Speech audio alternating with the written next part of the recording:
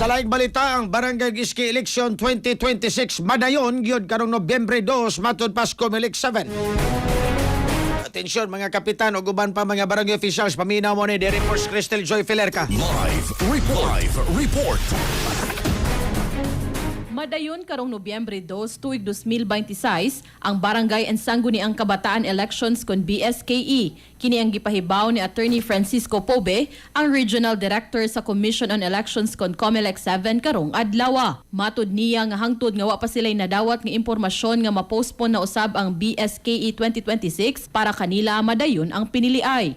As to the issue kung madayon ba o dili, on the point of view of the Commission elections, madayon na because the election for the barangay and SK elections is already scheduled based on the Republic Act 12232 nga nag-ingon nga karong Nobyembre 2 mao ang atong pinilian. So other than that, wala mi nakita or wala mi nadawat nga mga advisories or latest information nga ang elections by November 2 mapostpone.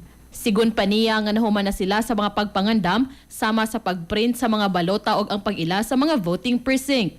Nakig-alayo na usab sila sa joint security partners. Duha na lang ang kinahanglan nilang buhaton nga mao ang pag-constitute sa electoral board o ang pagpahigayon sa eleksyon.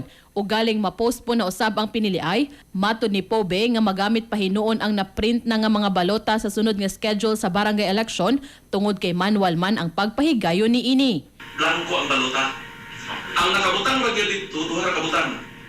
Ang iski nga color nga pula ug ang black nga para sa barangay ug ang date sa election. Mao na mapiktuan the rest, pwede ra na ma-cover into succeeding resolutions nga kanang mga balota wala magamit ato ra nang gamiton in the next election. But the thing is, nagasto na ang kwarta nato na. Apan gihimug-atan sa regional director nga ugaling ma-postpone na usab, dugang gasto na usab sa Comelec tungod sa mga registrations nga pagahimuon.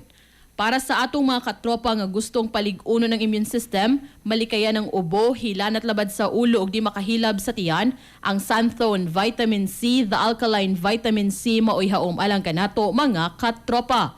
Alang sa naghiusang Pilipino para sa Pilipinas, kininyong katropa Cristel Joy Filerca, XFM News. XFM report. Santhone Plus Gold, mapalit sa mga butika sa inyong lugar.